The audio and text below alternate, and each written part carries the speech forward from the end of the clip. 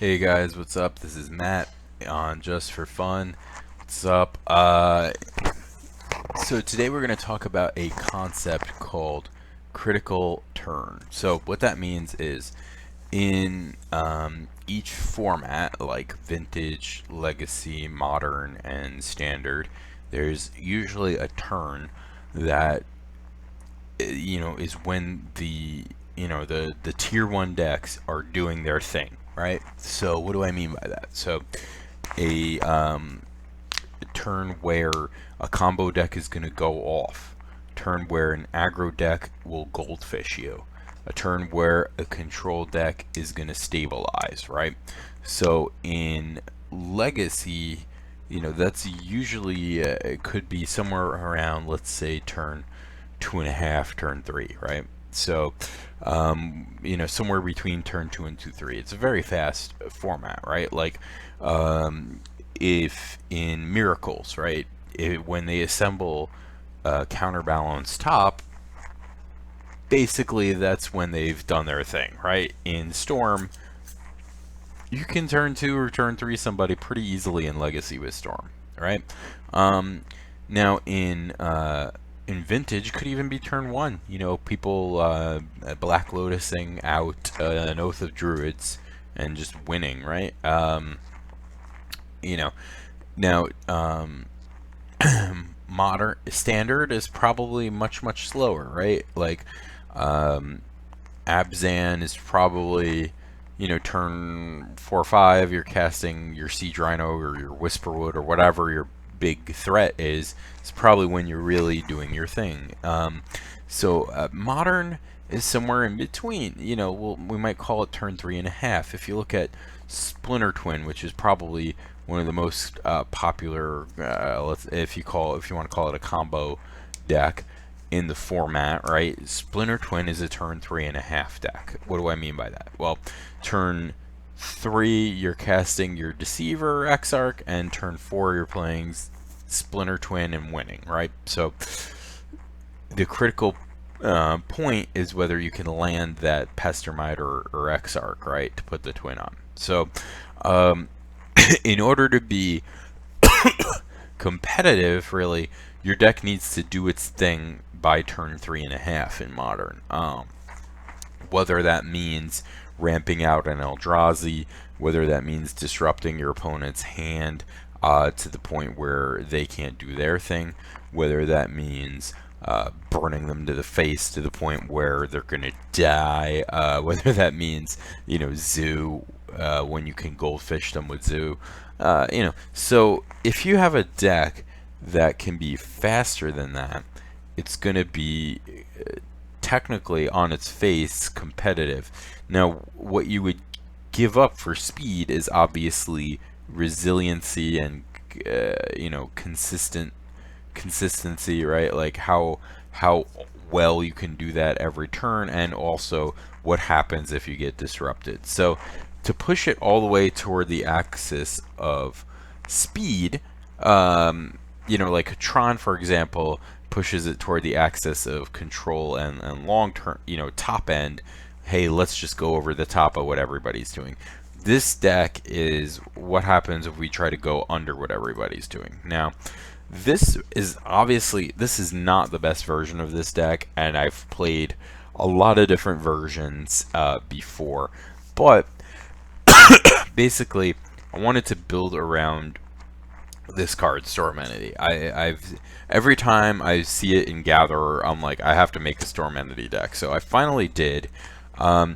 Nice thing about this deck is it's super budget, right? Like, if you, first of all, and I've made this point in my last 3 or 4 videos, if you didn't buy the cons fetches when they were 2 tickets or 3 tickets, you missed the boat, man. Like, always, whenever a new set comes out, if you're drafting or whatever, prioritize the dual lands.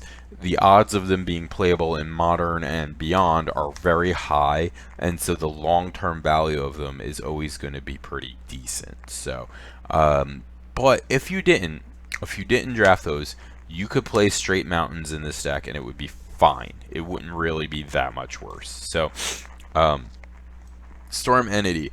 enters the battlefield with a +1/+1 counter for each other spell cast this turn. So really, it has Storm add a counter to it, right? So first of all, love the Future Sight card frame, right? That's pretty cool. Second of all, how do we take advantage of this card? So this deck is based on going off on turn 1 or turn 2, really, optimally. Now, if you get a stanky, nasty, dirty, filthy, no good hand, you're not going to be able to do that. You might go off turn 3 or turn 4, and it's probably not going to be good enough at that point. You'll notice there's no sideboard for this deck, and that's because, I mean, yes, I could build a sideboard for the deck, but it defeats the purpose. This deck is a coin flip. The goal of this is a proof of concept, is to see how fast can we go off and just kill people and do stupid things in Modern, and the answer is turn 1. So how do we do that? We cheat on one of the critical rules of Magic, which is playing 1 land a turn, right? If they took away that rule, Magic would be a totally different game, right? It would be all about crafting a combo hand that you draw this 7, you're going to just vomit your hand and win. But because you can only play 1 land per turn, you have to come up with ways to cheat. And Simeon's Spirit Guide is just that. So this allows you to skip a turn, basically, at the expense of being -1 card. So turn 1, you play a mountain, exile a Spirit Guide, cast a ritual, you're up to 4 mana already on turn 1. Now you've wasted some card slots, but you know, if that allows you to do something busted, like empty the Warrens and make 8 or 10 or 12 goblins on turn 1, then that's probably going to win you the game. Unless your opponent happens to have main deck answers to that, like Pyroclasm or whatever, you're probably going to win that game. Now, if you're playing against Soul Sisters and they play a Soul Attendant, you're probably going to lose that game, you know? So, you know, there's concessions, but when you play a deck like this, you just have to be okay with it being a coin flip. You're going to just straight up lose half the time, and there's nothing you can do about it. You can play as tight as you can with the deck, but it is what it is. So let's talk about more what this deck can do. The version I created has more creatures in it.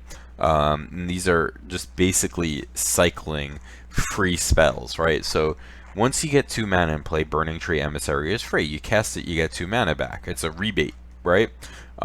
Priest of Urabrask is the same thing.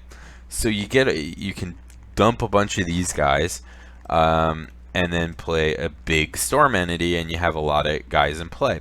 You can play Burst of Speed first, which gives all those guys you just dumped haste before you play your Storm Entity, and you know, you're attacking for a lot. You can play Goblin Bushwhacker and give everything haste. You can play Goblin Bushwhacker the turn you empty the Warrens, and you might win on the spot if you have enough mana to do that, but 6 is kind of high. So usually what we're going to do is empty and then follow up with Bushwhacker the next turn. There's 8 rituals to go up mana and 4 Spirit Guides to go up mana.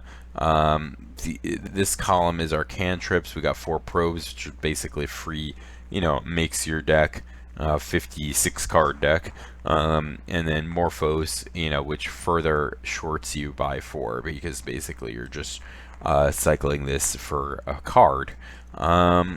You know, Magnetic Insight is a way to ditch the extra lands. Now, in a mono red deck, why am I playing fetches? The reason is because you don't want to flood. Really, you want to get 2 lands, and that's it, 99% of the time. So that's why we're only playing 16, and 7 of them are fetches, because we really don't want to draw extra mountains if we can avoid it. It's a pretty self-explanatory deck. It's kind of hard to visualize. You're better off just watching the videos, and you'll see that turn 1 or turn 2, we just go and then dump all our cards on the table and say, hey, is this good enough? And sometimes it is and sometimes it isn't. So I hope you enjoy. I have a lot of fun playing this deck. The matches are really short because you're not you don't have a long game basically. So you know, I made more matches than usual. I hope you enjoy them. Thanks for watching. Please like, subscribe, share, tell your friends, and continue being awesome and playing Magic. Peace.